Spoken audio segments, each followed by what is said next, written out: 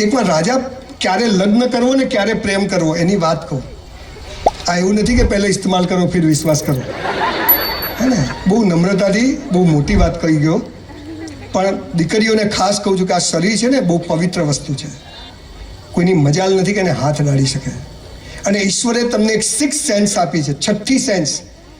કોઈ પુરુષની તાકાત નથી કે નાકથી નીચે તમારી મરજી વગર જોઈ શકે, આટલી ભગવાને તમને તાકાત આપી છે.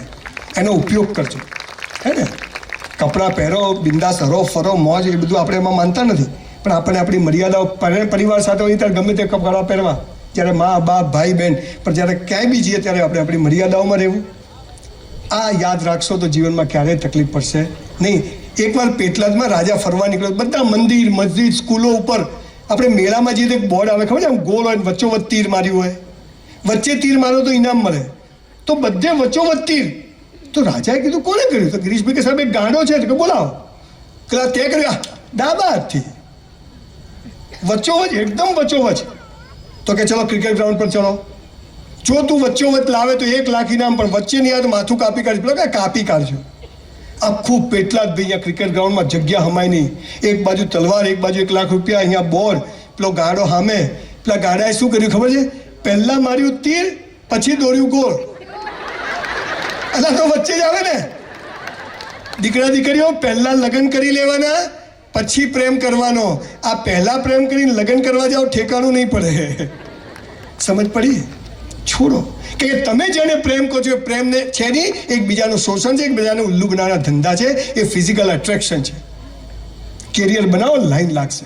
પાયલોટ બનો, હે, સરસ નર્સિંગનું કામ શીખો, સેલ્ફ જાતે કંઈક ઊભા રહે, પૌવાની લારી લઈને ઊભા રહે, પાણીપુરીની લારી લઈને ઊભા રહેવાનું, પણ કોઈની જોડે ખરાબ રસ્તે કોઈ બી દિવસ વિચારીને પૈસા લેવાની, હે ને. આ બધો બહુ મોટો વિષય છે, કોઈ વાર કરીશ. 5મી અને છેલ્લી વાત, આપણે તો એક શબ્દ છે મોક્ષ. ઇસ્લામમાં એમ કહે છે કે કયામતના દિવસે અલ્લાહ આવીને બધાને મરદા ઊભા કરશે ને પછી એનો હિસાબ કિતાબ કરશે, અને પછી જે કરશે. આપણામાં પણ કે મોક્ષ જોઈએ. મોક્ષ એટલે આ જન્મ જન્માંતરમાંથી મુક્તિ, હે ને. તો આ મોક્ષ એટલે શું? સરદાર પટેલનું નામ સાંભળ્યું? દેશનો ગૃહમંત્રી, 42 વર્ષે પત્ની મરી ગઈ, બીજા લગ્ન કર્યા નહીં.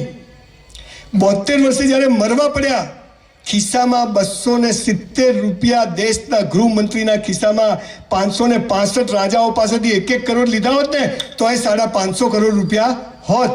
ખાલી 270 રૂપિયા. અને એ એમની દીકરી મણીબેનને મેનેજરને શું કહે છે કે મણી, હું મરી જાઉં ને તો આ 270 રૂપિયા સરકારમાં જમા કરાવી દેજે, અને તોય 3000 કરોડનું સ્ટેચ્યુ ઓફ યુનિટી બનાવવું પડે ને. આનું નામ મોક્ષ.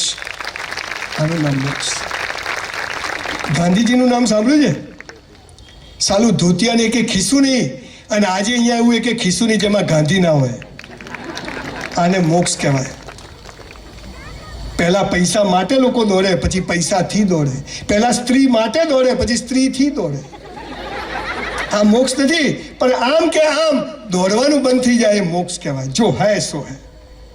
અને હું સંજય રાવલ બહુ જવાબદારીપૂર્વક અહીં બેઠેલા તમામ ધર્મ જ્ઞાતિના લોકોને મોક્ષનો રસ્તો આજે બતાવીને જવા માગું છું.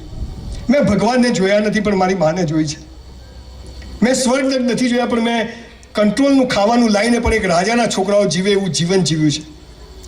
મારા બાપુજીને 7 ભાઈ. મારી બા માટલું ભરવા જાય તો એની મોટી જેઠાણી એમ કે ઓછા ફેરા કર, સાસુ શું આપી દેશે. મારી બાના જેઠાણી 3 ફેરા કરે, મારી બા 7 ફેરા કરે. કરેલું બેકાર જતું નથી, જમા થાય છે.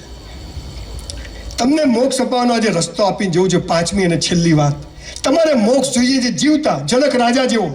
અહીંયા જ આજે જ કશું ગમે એટલા ખોટા ખરાબ કામ કર્યા હોય, એક કામ કરજો. તમારી પાસે લાખ રૂપિયા કે 50,000 ભેગા થાય ને, કોઈ બેંકની લોન બાકી ના હોય, કોઈને આપવા ના હોય, કોઈ હપ્તો બાકી ના હોય, કોઈ માગવા વાળા તમારા જ હોય, અને તમને એમ થાય મારે ઇન્વેસ્ટ કરવાના છે અથવા પડ્યા છે, મારી પાસે સ્પેર મની છે, એમના માટે છે, કોઈના લાઈન નહીં. આ 50,000 લાખ રૂપિયા લઈ અને પેટલાદ અથવા આજુબાજુના ગામડામાં જજો જ્યાંથી તમે આવ્યા છો, અને તમારા સમાજની, કુટુંબની, પરિવારની કોઈ બહેન, દીકરી, કુંવાસી દુઃખી હોય, એના ઘેર 12 મહિનાનું સીધું સામાન નખાઈ દેજો. જીવતા મોક્ષ મળી જશે. જીવતા મોક્ષ મળી જશે. ખૂબ બનાવ્યા મંદિરો, ખૂબ બનાવી મસ્જિદો, ચલો થોડા માણસો પણ બનાવીએ, ચલો થોડા માણસો પણ બનાવીએ. હું મર્સિડીઝમાં ફરું અને મારી બેન પાસે સ્કૂટર ના હોય અને લાનત છે મારી મર્સિડીઝની. મારો બનેવી ગમે તેવો પિત્તળ હોય, બેન મારી છે. મારી બંગલાઓની સ્કીમ ચાલતી હોય અને મારી બેન ભાડે રહેતી હોય. આ ભાવ પેદા કરજો સાહેબ, પેટલાદવાસીઓ, ભગવાન પણ જખ મારીને આપશે.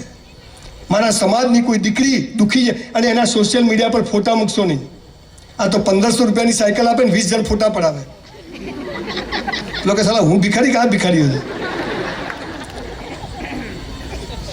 આ 5 નિયમો છે મોક્ષના ને એના. આમ જીવજો. જન્મે તો બ્રાહ્મણ છું, કર્મે પણ બ્રાહ્મણ થવાની. બ્રાહ્મણ એ કોઈ જાતિ નથી, સમાજને દિશા બતાવે બ્રાહ્મણ કહેવાય. આઈન્સ્ટાઈનને બ્રાહ્મણ કહેવાય, અબ્દુલ કલામને બ્રાહ્મણ કહેવાય. હે ને, બ્રાહ્મણે કોઈ પૂજા પાઠ તો અત્યારે બધા જ કરે. એ જમાનો ગયો અને ગીતામાં લખ્યું કે મેં જન્મને આધારે નહીં, કર્મને આધારે જાતિઓ બનાવી છે. તો હું કર્મથી પણ બ્રાહ્મણ એક સ્થિતિ છે કે જે સમાજને દિશા બતાવે. હાથ જોડીને વિનંતી કરું છું, આટલા 5 કામો તમે કરજો, તમારા બાળકો તમને જોઈને તમને કરશે. અને છતાંય ના કરે તો પેપરમાં છપાઈ દેવાનું કે આ મારો છોકરો નથી, આ મારો છોકરી નથી, પાછળ લાત મારીને કાઢી મૂકવાના. આ પાવર જ્યારે રાખશો ને ત્યારે ભય વિના પ્રીત નહીં. છોકરા સમજી જશે. મારા દીકરાને કીધું, બેટા બધું મારું છે, હું મરી જઉં પછી તારું છે, જો સરખો ચાલ્યો તો, નહીતર આપણે ગમે તે આપી દેશું. આપણું છે, હે ને, મારું છે. અને દીકરા દીકરીઓ અહીં બેઠેલા તમને કહું છું, દેવું કરીને એકવાર ફોરેન ફરી આવજો. 18 ઘરમાંથી નીકળી જાય છે, મા બાપને કહે છે તારો રૂપિયો જોઈતો નથી.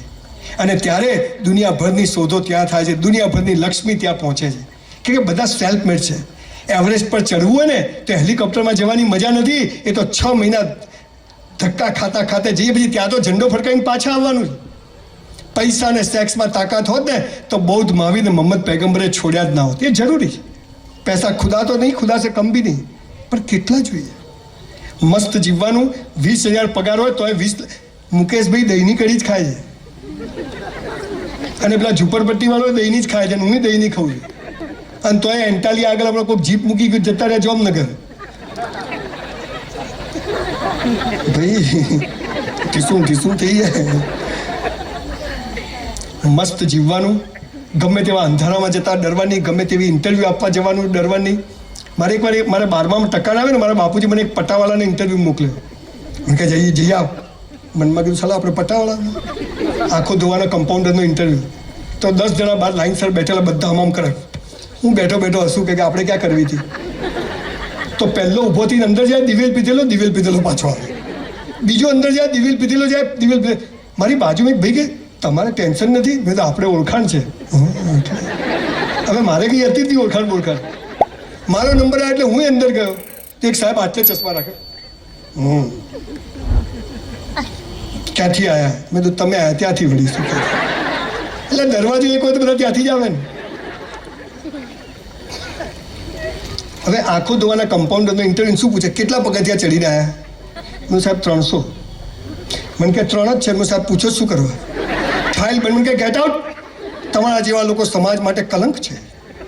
મનમાં કીધું બહાર આવ બતાવું. મેં કીધું સાહેબ આપણે કોઈ પટાવાળા કે આના માટે પેદા નથી થયા, તો મારા બાપાનું માન રહે એટલે હું આવ્યો. બાકી આપણે ગમે તે થાય નોકરી તો નહીં જ કરવી. હું ફાઇલ લઈને હસતો બહાર આવ્યો તો પેલા 6 જણા હતા. મને કે શું થયું? મેં તું પાસ. પેલા 6 જણ ઘેર જતા રહ્યા. આ સાલો આપણો કોન્ફિડન્સ. બીજા લોકો નક્કી કરે કે તું સારો લાગે છે, કપડાં સારા લાગે છે. 15,000નો સેલ્સમેન 20,000નો સૂટ પહેરાવે. ઘેર એમ કે સાલો આ તો સારો નથી, પણ જખ મારવા એનું માન્યો. બંદા ખુદ કી નજર में सही होना चाहिए. दुनिया भाड़ जाए, જેને જે કહેવું હોય કે સબસે બડા રોગ ક્યાં કહેંગે લોકો 4 દિવસ બોલશે, ભૂલી જશે. આપણે દર્પણમાં જોવાનું, માથું ઓળાવવાનું. નાના પાટેકર એક પિક્ચરમાં દર્પણમાં જોઈને આરતી ઉતારતો હતો. ઠીક છે, તું ક્યાં કરते हो? तुम्हें पता नहीं अपने आप की कितनी इज्जत करता हूँ. साला इज्जत करવાની આપણે બીજા થોડી આપણે ઇજ્જત કરશું. આવું મસ્ત જીવન છે, મસ્ત જીવીશું. ઈશ્વરે બહુ નાની જિંદગી આપી છે, પણ વન્સ મોર કે એવું જીવીને જવું છે. દરેક માણસ વન્સ મોર કરી શકે એમ છે. અને ફરીથી આ દેશ વિશ્વગુરુ બનવા જઈ રહ્યો છે. અને ત્યારે દરેક ભારતીય તરીકે આપણે આ દેશ માટે કંઈક કરીએ એવી મારી ભાવના છે. મેં બધા પોલીસવાળાને મેં કીધું ભાઈ જો જે લોકો આ ચોરી કરે, જુગાર રમે, ચેનો ખેંચે, લૂંટફાટ કરે ને પકડી પકડીને મારો નહીં, તમે ગાળો ના બોલો. મને કે કેમ? મેં તમારી રોજી છે. એટલે ભાઈ કોઈ ચોરી ના કરે, કાયદા કાનૂન ના તોડે તો પોલીસનું કામ ખરું? અચ્છા પોલીસનું કામ નહીં તો કોર્ટોનું કામ ખરું? અચ્છા કોર્ટોનું કામ નહીં તો વકીલોનું ને જજોનું કામ ખરું? ચોરો આખી સિસ્ટમ ચલાવે છે. This is life. બધું જરૂરી. ઈશ્વર પર શ્રદ્ધા કે એ જે કરશે મેં બધું બેસ્ટ કર્યું છે, હવે એ નિષ્ફળ કરે તો પણ મારા સારા માટે અને સફળ કરે તો પણ મારા સારા. આ સમજણ અને તો પછી દુઃખ જેવો કોઈ શબ્દ રહેતો નથી. એ સમભાવ થઈ જાય છે. એકત્વ એક લેવલ પર તમે જાઓ છો કે મેં મારું બેસ્ટ પરફોર્મ કર્યું, હવે લેટ ઇટ ડિસાઇડ બાય જેણે મોકલ્યો છે એના બાપની દુનિયામાં છે, આપણા બાપની નથી. એટલે તમે જે શ્વાસ લો છો એની પર તમારો કંટ્રોલ છે. લો અડધો કલાક રોકી કાઢજો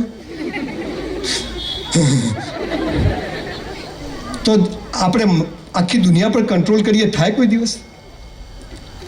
ઈશ્વર પર શ્રદ્ધા, એ જે કરશે યોગ્ય કરશે. મેરા હૈ સો જાવે નહીં, જો જાવે સો મેરા. મંદિરમાં જવાનું ભીખ માગવાની, સોરી ને થેન્ક યુ કહેવા જવાનું. પેલો ભિખારી મંદિરની બહાર ભીખ માગે, આપણે મંદિરની મૂર્તો બધા આપો બેન. પેલો તો હારો કહેવાય, ખુલ્લા માગે, આપણે અંદર બમ બમ બોલે. તારાથી ક્યાં છાનતા? તારી માને બધી ખબર છે અંદર કે જે ધંધા ચાલુ કર્યા છે ને, જેને આપણને બનાવ્યા એને આપણે રોજ બનાવીએ છીએ. જેને આપણને બનાવ્યા એને આપણે મંદિરો બનાવીએ છીએ, હે ને? આખો બહુ મોટો વિષય છે. ટૂંકમાં વાત એટલી છે કે ઈશ્વર એક છે, જેનો કોઈ રંગ રૂપ આકાર નથી, નિર્ગુણ નિરાકાર, નિત્ય અખંડ અનંત અનાદિ પૂર્ણ બ્રહ્મ સનાતન હે. આવો એક ઈશ્વર છે જેના બધા સ્વરૂપો છે. આપણે મૂર્તિ પૂજાનો વિરોધ નથી, પણ એનાથી આગળ જવાનું છે. સગુણ સાકારમાંથી નિર્ગુણ નિરાકાર તરફ જવાનું છે, અને એ આખી દુનિયાને ચલાવે છે.